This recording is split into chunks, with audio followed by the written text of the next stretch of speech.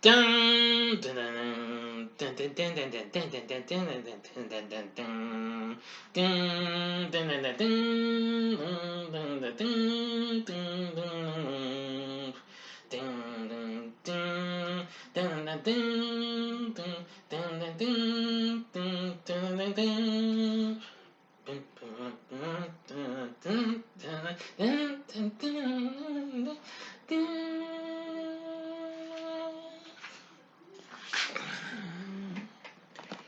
Can you believe it's been 45 years today since this film came out? Let's talk about the original Star Wars, aka Episode 4 A New Hope. Big D's Entertainment Rankings and Reviews. So, greetings, my fellow YouTubers, and welcome to Big D's Entertainment Rankings and Reviews.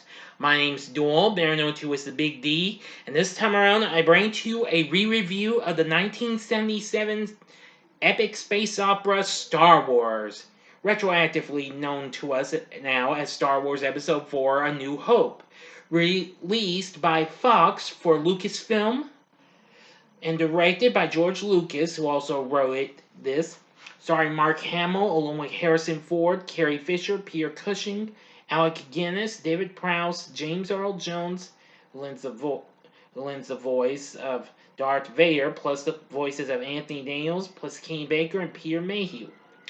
This is actually the first film in the Star Wars film series and fourth chronological chapter of the Skywalker saga overall. Now, if you haven't seen my reviews for the first three installments, which were the prequel films, The Phantom Menace, Attack of the Clones, and Revenge of the Sith, along with the two anthology flicks, which were Solo and Rogue One, click on that card. That'll take you to the playlist so you can catch what you might have missed or see them again if you wish. Before I get into this, yes. So, okay, that ought to do it. Okay. Of course, Lucas had the idea for a sci-fi film in the vein of Flash going around the time he completed his first film, THX 1138 in 1971, which I haven't seen that, but I've heard of it, and began working on a treatment after he did American Graffiti, which came out 4 years before this. Now, of course, Star Wars takes place, as it says before the title card, a long time ago in a galaxy far, far away. A fictional universe inhabited by humans and alien species. Most of the known galaxy is ruled by the tyrannical Galactic Empire, which is only opposed by the Rebel Alliance, a group of freedom fighters. Yes. Now, I think you mostly know how this goes, so let's get into the story. Amid a galactic civil war, Rebel Alliance spies have stolen plans to the Galactic Empire's Death Star, a massive space station capable of destroying entire planets. Imperial Senator Princess Leia Organa of Alderaan, secretly one of the rebellion's leaders, has obtained its schematics, but her starship is intercepted by an Imperial Star Destroyer under the command of the ruthless Darth Vader.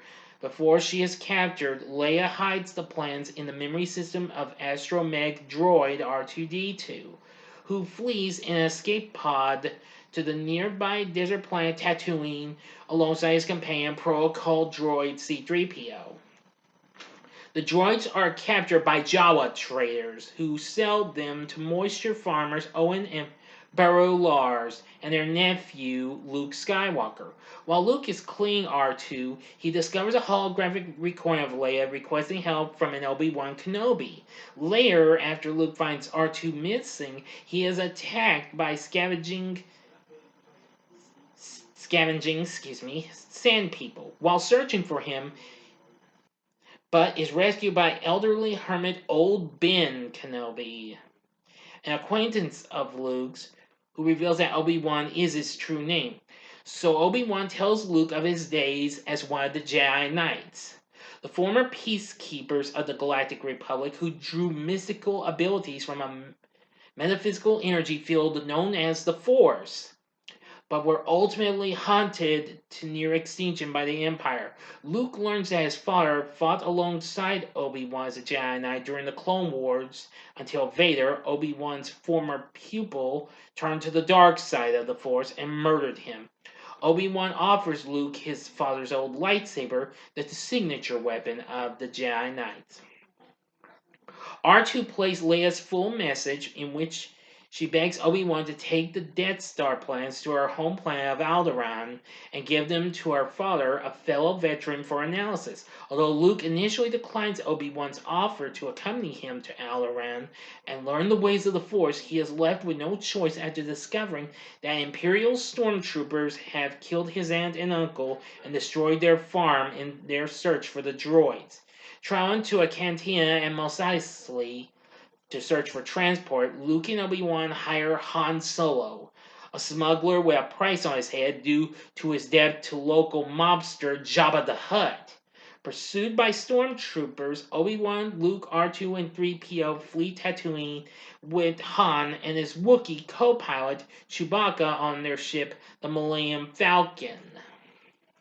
Before the Falcon can reach Alderaan, Death Star Commander Grand Moff Tarkin destroys the planet in a show of force after interrogating Leia for the location of the Rebel Alliance's base. Upon arrival, the Falcon is captured by the Death Star's tractor beam, but the group manages to evade capture by hiding in the ship's smuggling compartment. As Obi-Wan leaves to disable the tractor beam, Luke persuades Han and Chewie to help him rescue Leia after discovering that she is scheduled to be executed. After disabling the tractor beam, Obi-Wan sacrifices himself in a lightsaber duel against Vader, allowing the rest of the group to escape the Death Star with Leia.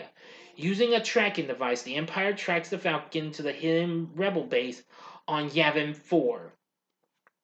Alright, now for the ending, you know the procedure like always. You have 5 seconds to stop this video. Go to the description box below. If you've seen the movie already, please continue.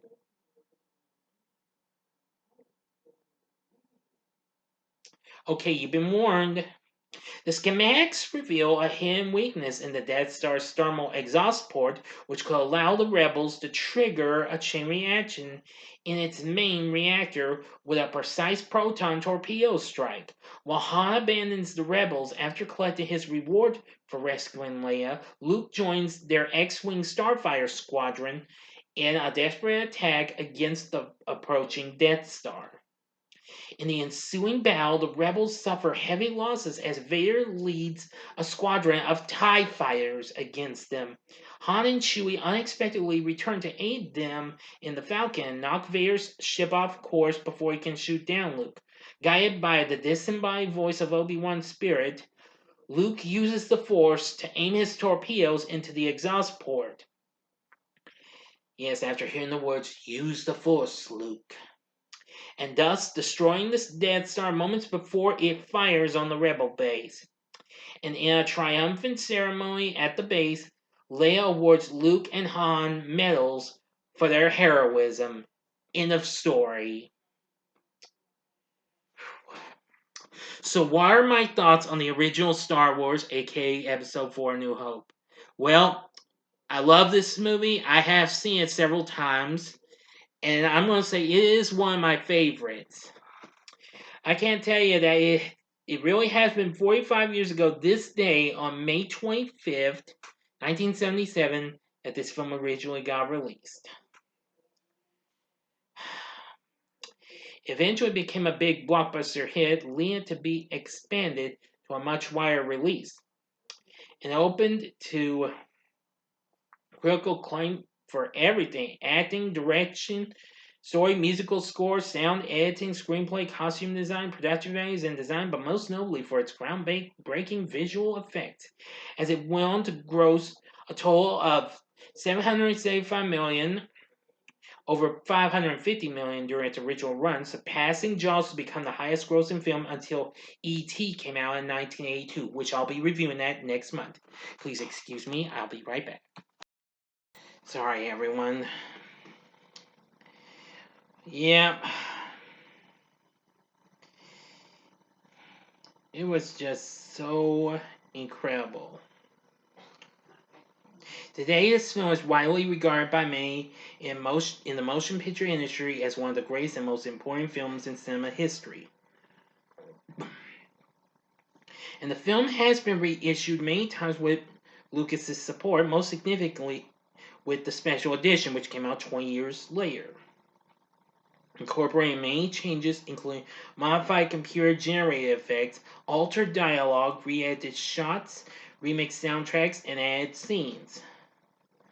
Anyway, Star Wars would go on to be a success. It would have a ton of things, including novels, comic books, video games, amusement park attractions, and merchandise, including toys, games, and clothing.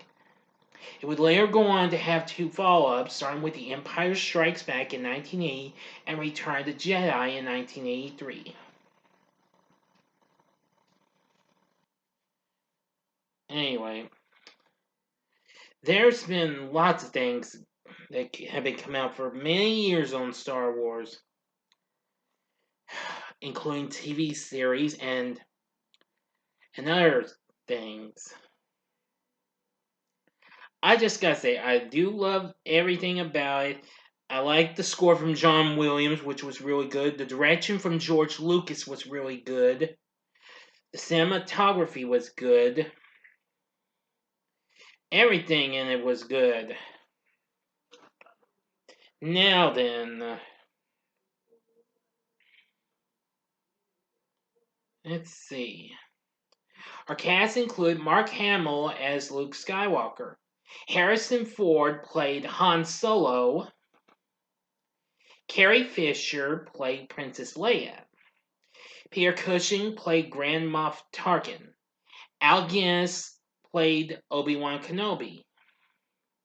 Anthony Daniels did C-3PO. Kenny Baker did R2-D2. Peter Mayhew did Chewbacca. David Prowse was the original, portrayer, doing the movements for Darth Vader, while James Earl Jones did the voice of the character. And there's a host of others and what have you. And I've got to say, Star Wars is definitely a blast from start to finish. It's just so incredible. It's got all the stuff you can get. Well known for its great theme song, the great special effects, a great cast, great story. Everything about it is good. So in the end, would I recommend Star Wars Episode 4, A New Hope? The answer is easily a hell yeah. It's just so incredible. It's amazing. And I think this is a film that you should definitely check out. So anyway, what are your thoughts on Star Wars, or as you would now call it, Episode 4, A New Hope? Tell me in the comments section below. If you like this video, consider clicking the like button, subscribe to my channel, and be a part of the Big D Nation. And stay tuned as I bring to you a re-review of The Empire Strikes Back next time. So thanks for watching, and if you like this, consider check out my reviews for these other two films that Harrison Ford did right during his time of playing Han Solo in Star Wars. Well, the first one is one of those, and that's Raiders of the Lost Ark, the first Indiana Jones film from 1981. Or see my review for Indiana Jones and the Temple of Doom from 1984, which came out a year after Return of the Jedi. Or if you would like something else, go to the bottom left-hand corner and see my Saturday morning TV log for a show that actually had the same special effects team that worked on the effects for this movie, and that being the show Space Academy, which premiered the same year this came out. And the bottom right-hand corner is the button you can click to subscribe. If you like rankings and reviews on movies, TV, music, video games, etc., then I'm your guy. Thanks for watching, and until next time, I'm the Big D saying see ya, and may the Force be with you.